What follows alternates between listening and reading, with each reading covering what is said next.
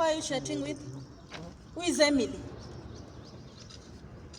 Oh, my other cousin from Manchester.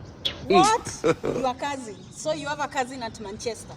Yeah. I can see. Nowadays, cousins are so many at Manchester United.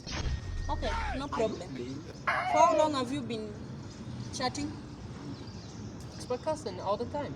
I know you can even tell me you grew up together. I know. You people, this is Kenya, I'm telling you. This is Kenya. And I'm a Kenyan lady. Huyu anijui, nitaekelea mawe.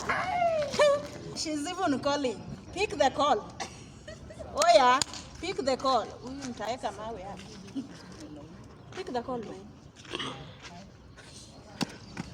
You will pick the call.